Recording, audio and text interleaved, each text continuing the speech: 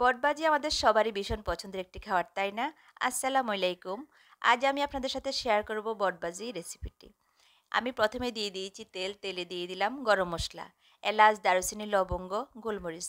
এখন দিয়ে দিলাম পেঁয়াজ। পেঁয়াজগুলোকে আমি একদম ব্রাউন কালার করে ভেজে নিব। আর বটগুলো কিন্তু আমি আগেই পরিষ্কার করে রেখেছি। এই যে আমি বটগুলো সুন্দর করে পরিষ্কার করে রেখেছি। এখন অন্য সব মশলা দিয়ে দিব। এখানে হলো হলুদ গুঁড়ো, মরিচ গুঁড়ো, আদা পেস্ট, রসুন পেস্ট, ধনিয়ার গুঁড়া, জিরার গুঁড়া সব আমি গুঁড়োগুলোকে একসাথে একটু পানি দিয়ে পেস্ট করে রেখেছি আগে। এভাবে কিন্তু একটু বাটা মশলার ফ্লেভার পাওয়া যায়, এই জন্য কিন্তু এভাবে করে রেখেছি আগেই। এখন আমি মশলাগুলোকে একটু পানি দিয়ে ভালোভাবে কষিয়ে নিব। মশলাটা কিন্তু একটু ভালোভাবে কষাতে, আসলে কোনো রান্নার টেস্ট করতে হলে কিন্তু মশলার পরিমাপ দেওয়া এবং মশলাটা কষানো খুবই জরুরি একটা বিষয়। আমার মশলাটা কিন্তু কষানো হয়ে গেছে। এখন আমি এই যে লবণ দিয়ে দিয়েছি, লবণ দিয়ে আমি আরেকটু কষাবো।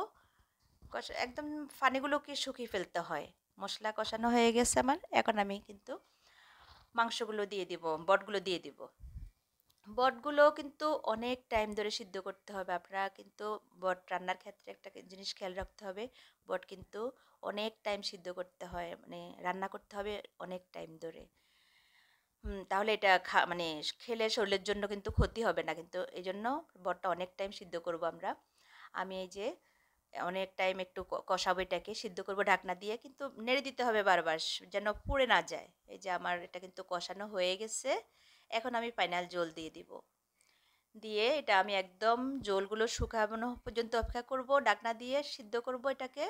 অনেক টাইম রান্না করব যেন এটা সিদ্ধ হয় এবং পানিগুলো একদম শুকিয়ে যাবে, কারণ আমি এটা কিন্তু ভাজি করব। এই যে আমার মাংস, যে আপনার বটগুলো একদম হয়ে গেছে। এখন আমি এটাকে ফ্রাই করব। আমি একটা কড়াই দিয়ে দিয়েছি তেল, আর দিয়ে দিয়েছি পেঁয়াজ। পেঁয়াজগুলোকে আমি একদম মানে ব্রাউন কালার করে নেব। একদম ভাজা ভাজা করে নিয়েছি। নিয়ে আমি এখন বটগুলো ঢেলে দিয়েছি। এখন আমি বটগুলোকে ভাজি করে নেব ভালোভাবে, একদম মানে পানিগুলো শুকানো পর্যন্ত এটাকে আমি ভাজি করব। আর আমি দিয়ে দিয়েছি এখানে কিন্তু জিরা টালা। আমি জিরা টেলে জিরাগুলোকে গুঁড়ো করে নিয়েছি, সেই গুঁড়োটাকে এখন আমি দিয়ে দিলাম। এই জিরা টালাটার ফ্লেভারটা কিন্তু অন্যরকম একটা টেস্ট আসে। বটটা তখন খেতে অনেক বেশি মজা লাগবে। এই যে একদম জল শুকিয়ে তেল বের হয়ে গেছে, বটটাও খুব মাখো মাখো হয়েছে, অনেক বেশি টেস্ট। এই যে আমি প্লেটে আপনাদের নিয়ে দেখাচ্ছি সার্ভ করে।